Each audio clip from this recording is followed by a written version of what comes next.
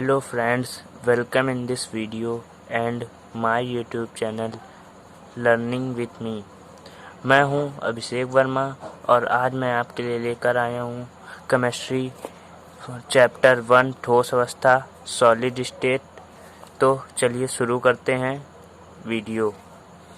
हमारा पहला टॉपिक है पदार्थ। पदार्थ यानी मैटर या फिर आप द्रव्य भी कह सकते हैं। तो द्रव्य क्या है, ये तो बहुत छोटे में भी पढ़ा दिया जाता है। द्रव्य क्या है, बहुत सरल सा टॉपिक है।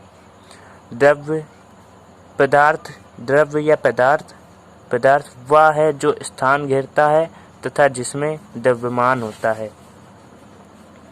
या फिर हम कह सकते हैं कि हर वह वस्तु जिसका द्रव्यमान होता है, जिसका कुछ द्रव्यमान होता है और जिसमें जो स्थान घेरता है।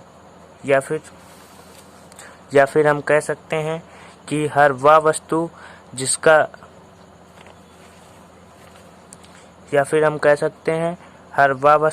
जिसका कुछ द्रव्यमान हो और वह स्थान घेरे, उसको हम क्या कहेंगे, द्रव्य या मैटर या पदार्थ कह सकते हैं। तो चलिए बढ़ते हैं आगे। द्रव्य या पदार्थ की अवस्थाएं। हमने बचपन में पढ़े हैं कि द्रव्य की मूल 3 अवस्थाएं होती हैं, ठोस, द्रव, गैस। लेकिन अब 2 अवस्थाएं और आई हैं, जो है प्लाज्मा और 5वीं है बोस-आइंस्टीन कंडेंसेट। तो हमने ये सब तो पढ़ चुके हैं। वैसे ठोस का आयतन निश्चित होता है और आकार निश्चित होता है। ठोस को अगर आप किसी दूसरे बर्तन में डालेंगे तो वो उसका आकार तो निश्चित ही रहेगा, लेकिन और उसका आयतन भी निश्चित रहेगा।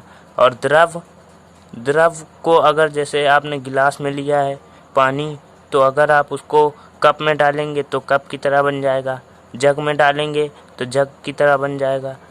तो उसका आकार अनिश्चित होता है लेकिन आयतन निश्चित होता है। अगर आप ये जैसे 1 किलो तेल लेते हैं, तो अगर 1 किलो तेल को आप किसी पात्र में डालेंगे तो वह उस पात्र का रूप तो ले लेगा, लेकिन उसका वजन तो ये तो है नहीं कि वजन कम हो जाएगा या वजन घट जाएगा। तो इसका मतलब है उसका आयतन तो निश्चित है लेकिन आकार अनिश्चित है। गैस अनिश्चित, आयतन भी इसका अनिश्चित होता है और आकार भी इसका अनिश्चित होता है। जैसे कि आप उदाहरण में धुआं को ले सकते हैं। जैसे कोई आपने धूप बत्ती जलाई, तो उस धूप बत्ती तो ठोस है, वो जब धुआं उसका निकला तो आपने किसी उसके ऊपर गिलास को झाँप दिया, गिलास से अगरबत्ती को, वो धूप बत्ती को झाँप दिया। तो धूप बत्ती को झाँप दिया तो सारा धुआं उसका उस गिलास के अंदर ही रहेगा। जैसे ही आप गिलास हटाएंगे तो सारा धुआं पूरे कमरे में फैल जाएगा। तो इसका मतलब है कि गैस का आयतन भी अनिश्चित होता है और आकार भी अनिश्चित, क्योंकि गैस आकार जब गिलास में थी तो उसका आकार गिलास के इतना था, और जब कमरे में फैल गई तो वो पूरे कमरे में फैल गई, इसलिए उसका आयतन अनिश्चित है और आकार भी अनिश्चित है। अब हम कुछ प्लाज्मा के बारे में जानकारी ले लेते हैं। आप लोग सोच रहे होंगे ये प्लाज्मा है क्या। हम लोग बचपन से पढ़ते आ रहे हैं प्लाज्मा चौथी अवस्था है, लेकिन प्लाज्मा है क्या। तो आज मैं बताता हूँ प्लाज्मा क्या है। प्लाज्मा, जब मान लो कोई ठोस है, अगर उसको आप उसके गलनांक के हिसाब से गर्म करते हैं, ठोस में जब गलनांक के हिसाब से उसको गर्म करेंगे तो वो द्रव में बदल जाएगा, और जब द्रव को और ज़्यादा गर्म करेंगे तो वो गैस में बदल जाता है। और जब गैस को और उच्च ताप पर गर्म किया जाता है तो उसमें उसके अणु जो हैं और ज़्यादा दूर हो जाते हैं। जब उसके अणु या परमाणु और ज़्यादा दूर हो जाते हैं तो तब प्लाज्मा अवस्था उत्पन्न होती है। तो इसको आप इस उदाहरण से समझ सकते हैं। जैसे कि ये ठोस है, ठोस में अणु बड़े पास पास होते हैं। ठीक, द्रव में अणु थोड़े दूर दूर होते हैं। गैस में अणु और ज़्यादा दूर होते हैं। ये सब तो आप लोगों ने पढ़ा ही होगा बचपन में। तो जब हम ठोस को गर्म करते हैं तो इसके अणु थोड़े दूर दूर हो जाते हैं, तो ये द्रव में बदल जाता है। और जब द्रव को हम गर्म करते हैं तो इसके अणु और ज़्यादा दूर हो जाते हैं, तो ये गैस बन जाता है। जब हम गैस को उच्च ताप पर गर्म करते हैं तो ये हमें प्लाज्मा अवस्था प्राप्त होती है। और आप लोग को ये बताना चाहते हैं, ठोस को जब द्रव में बदलते हैं तो इसको हम लोग गलनांक कहते हैं। और द्रव को जब हम लोग गैस में बदलते हैं तो इसको क्वथनांक कहते हैं। ये अब आप लोग समझ गए होंगे कि प्लाज्मा अवस्था कैसे उत्पन्न होती है। लेकिन अभी भी आप लोगों के मन में एक सवाल बहुत आ रहा होगा कि क्या हमारी पृथ्वी में भी प्लाज्मा है या कहीं पर भी प्लाज्मा है, उदाहरण तो बताइए। तो हमने आपको एक बहुत अच्छा उदाहरण देते हैं। अब सूर्य को आप लोग सब तो जानते होंगे, हम लोगों का सन। तो सूर्य में जो पूरा सूर्य बना है वो प्लाज्माई अवस्था से बना है, क्योंकि उसमें अगर ठोस होता तो उसका तापमान इतना गर्म है, वो तापमान इतना ज़्यादा है कि ठोस तो हो नहीं सकता, वो द्रव में बदल जाएगा। और द्रव में भी उसका तापमान बहुत ज़्यादा अधिक है, तो द्रव भी नहीं रह सकता और वो गैस भी नहीं रह सकता उच्च तापमान के कारण। तो वहाँ पर जो अवस्था है वो प्लाज्मा अवस्था है। तो मुझे लगता है आप लोगों के पदार्थ की अवस्थाओं से सारे डाउट क्लियर हो गए होंगे। तो चलिए बढ़ते हैं हम लोग अपने आगे की वीडियो में। अब हम पढ़ने वाले हैं ठोस पदार्थों का वर्गीकरण, क्लासिफिकेशन ऑफ सॉलिड्स। तो हमारे ठोस पदार्थ का वर्गीकरण बहुत से रूपों में किया जा सकता है। जैसे उसमें हम टॉपिक ले रहे हैं अवयवी कणों। जैसे अवयवी कण क्या होते हैं? जो अणु, परमाणु या आयन, इन सबको अवयवी कण कहते हैं। इसकी व्यवस्था के आधार पर ठोस दो प्रकार के होते हैं। हम लोग ठोस पदार्थों का वर्गीकरण किस रूप में कर रहे हैं? अवयवी कणों की व्यवस्था के आधार पर कर रहे हैं। और वो ठोस दो प्रकार के होते हैं, जो कि होते हैं, पहला प्रकार है क्रिस्टलीय ठोस, क्रिस्टलाइन सॉलिड, अक्रिस्टलीय ठोस। ये दूसरा है एमोर्फस सॉलिड। तो अब हम क्रिस्टलीय ठोस की परिभाषा जानते हैं। क्रिस्टलीय ठोस में फर्स्ट पॉइंट है, अवयवी कणों की त्रिविम में एक निश्चित व्यवस्था होती है, अर्थात दीर्घपरासी व्यवस्था, लॉन्ग रेंज ऑर्डर होती है। तो इस लाइन का क्या मतलब है? तो चलिए देखते हैं। कह रहा है कि अवयवी कणों की त्रिविम में एक निश्चित व्यवस्था होती है।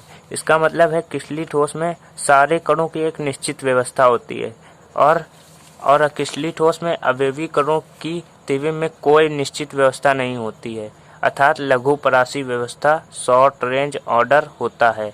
इसका मतलब है, देखिए, क्रिस्टलीय ठोस में सारी व्यवस्था पूरी निश्चित रूप से है। इसमें कोई त्रिविम में कोई व्यवस्था निश्चित नहीं है, सब अनिश्चित व्यवस्था है। देखिए, ये इधर, इसके अणु परमाणु सब इधर उधर हैं, और इसमें एक निश्चित व्यवस्था है। तो ये इसी को कहते हैं दीर्घपरासी व्यवस्था, और इसको कहते हैं लघुपरासी व्यवस्था। तो चलते हैं हमारे दूसरे पॉइंट पर, गलनांक व क्वथनांक निश्चित व तीक्ष्ण। क्रिस्टलीय ठोस में गलनांक व क्वथनांक निश्चित व तीक्ष्ण होते हैं। इसका क्या मतलब है? इसका मतलब यह है कि अगर कोई क्रिस्टलीय ठोस का तापमान मान लीजिए 400 डिग्री सेल्सियस है, तो वो 400 ही पे पूरा एक साथ गल जाएगा। ये नहीं कि 380 पे शुरू हो रहा है और धीरे धीरे 420 पर ख़त्म होता है जाके। तो इसका मतलब है गलनांक निश्चित व तीक्ष्ण होते हैं। और अब अक्रिस्टलीय ठोस के लिए देखते हैं। अक्रिस्टलीय ठोस में गलनांक व क्वथनांक निश्चित व तीक्ष्ण नहीं होते हैं। तो इसमें ये होता है कि इसमें एक रेंज होती है कि कोई अकेशली ठोस का टुकड़ा लिया, वो अगर 380 से शुरू होगा और 420 पे जाकर ख़त्म होगा। ये इसमें रेंज होती है। अब तीसरा पॉइंट है शीतलन वक्र असतत। ये ग्राफ देखिए, इधर टाइम है, इधर ताप है, और ये ग्राफ ऐसा जा रहा है। अगर मान लीजिए आपने कोई पात्र लिया, उसमें बर्फ़ के छोटे छोटे टुकड़े हैं, उसको आप गर्म करते हैं, तो ये बर्फ़ के टुकड़े का तापमान अभी मान लीजिए कि अभी माइनस का 10 डिग्री सेल्सियस है, और जब इसको हम लोग गर्म करते हैं तो ये पिघल जाते हैं और ये 0 डिग्री पे द्रव बन जाते हैं। 0 डिग्री पे अगर द्रव बन जाएंगे तो तब तक ये द्रव रहेंगे जब तक पूरा ये भाप में नहीं बदलने लगते। तब तक 0 डिग्री सेल्सियस ही रहेगा इनका तापमान, बढ़ेगा नहीं। अब जब गैस में बदलेंगे तब तक इनका तापमान 0 डिग्री सेल्सियस रहेगा। और जब मान लीजिए कि जब ये गैस में बदलने लगे और 100 डिग्री सेल्सियस इनका तापमान हो गया, तो तब 100 डिग्री सेल्सियस ही रहेगा जब तक ये पूरा भाप में नहीं बदल जाते। इसका मतलब है कि शीतलन वक्र असतत है। तो अब अक्रिस्टली के लिए देखते हैं। अक्रिस्टली ठोसों में शीतलन वक्र सतत होता है। इनमें ये नहीं होता है कि लगातार मतलब तापमान रुका रहेगा। यहाँ पे 0 डिग्री पे रुक गया तो जब तक वो द्रव गैस में नहीं बदलने लगता तब तक ये 0 डिग्री से इसका तापमान बढ़ता नहीं। और इसमें ये नहीं होता, इसमें ऐसे डायरेक्ट सिंपल वक्र बनता जाता है, इसलिए इसको शीतलन वक्र सतत है। तो अब चौथे पॉइंट की तरफ बढ़ते हैं, विषमदैशिक, और इसका है समदैशिक। इसको समझते हैं। इसको समझने के लिए हम एक चित्र देखते हैं। ये NaCl है। NaCl एक किसली ठोस है। ये साधारण नमक, इसमें देखिए इधर इसकी ये संरचना होती है Na+Cl-, Na+Cl-, Na+ के नीचे Cl-। इसमें आप कहीं पर भी देखेंगे Na+ के चारों तरफ Cl- है और Cl- के चारों तरफ Na+ है। तो ये एक किसली ठोस की संरचना है। इसमें आप देखेंगे कि अगर मान लीजिए आप इसमें इधर से हम इधर की ओर देखते हैं। दैशिकता का मतलब यही होता है कि हमें दिशा देखनी है। अगर हम इधर से इधर की दिशा देखते हैं तो इधर से क्या देखने को मिल रहा है, इधर से Cl-, Cl-, Cl-, Cl-, Na+, मतलब इस तरह की संरचना देखने को मिल रही। और अगर हम इस तरीके से देखते हैं तो इस तरीके से देखने पे हमें Na+Cl-, Na+Cl-, मतलब बदल गया। इसमें डायरेक्ट Cl मिल रहा था, इधर NaCl मिल रहा है। इधर से देखेंगे तो फिर हमको Na+, सब Na मिल रहे हैं। मतलब इसका जो दिशा है सब में परिवर्तित हो रही है। तो इसीलिए इसमें कहेंगे विषमदैशिक। और इसमें समदैशिक क्यों है, क्योंकि इसमें मान लीजिए ये कोई अकेशली ठोस है तो उसमें ये बीच का पॉइंट है, और इधर भी देखेंगे तो इधर भी भीड़, इधर देखेंगे तो इधर भीड़, जिधर भी आप देखेंगे उधर आपको चारों तरफ भीड़ दिखेगी। तो इसी को कहते हैं अकेशली ठोस। अकेशली ठोस समदैशिक होते हैं। पांचवा पॉइंट है काटने पर स्पष्ट विदलन, और इसमें है काटने पर अस्पष्ट विदलन। इसका मतलब है कि जैसे आप किसी किसली ठोस को एक चाकू से काटते हैं तो उसमें एकदम चिकनी और सपाट सतह मिलेगी, और अगर आप अकिसली ठोस को चाकू से काटेंगे तो वो खुरदरी और जनित सतह मिलेगी। जैसे कि आप रबड़ या टायर इन सब का उदाहरण ले सकते हैं अकिसली ठोस में। छठा है वास्तविक ठोस, और इसका है आभासी ठोस या अतिशीतित द्रव। इसका मतलब है कि किसली ठोस एक वास्तविक ठोस होते हैं, और ये अकिसली ठोस अति शीतल द्रव मतलब बहने वाले। जैसे आप बहुत पुराने घरों में या पुराने फैक्ट्रियों में जाएंगे तो आपको कांच वहाँ देखने को मिलते हैं, तो वो कांच नीचे से मोटे और ऊपर से पतले होते हैं, तो वो मतलब उसमें बहने का होता है, बहने का गुण होता है। तो बहने का गुण होता है मतलब वो बहते हैं, मतलब अति शीतल द्रव है, मतलब थोड़ा बहुत हल्का बहते हैं, जैसे सालों में बहते हैं इसीलिए, लेकिन बहते हैं तो इसीलिए आभासी ठोस होते हैं। 7वां है गलन ऊष्मा निश्चित।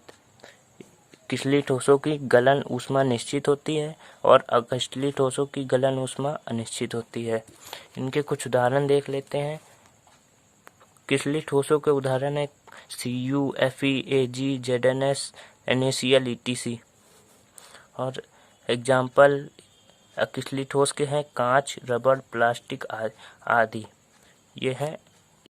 तो हमारी वीडियो को लाइक करें, हाँ, और अपने रिश्तेदारों, दोस्तों और भाइयों के साथ शेयर करें, और हमारे चैनल को सब्सक्राइब करें और ऑल बेल आइकन पर क्लिक करें ताकि आपको हमारी वीडियो सबसे पहले मिल सके। जय हिंद।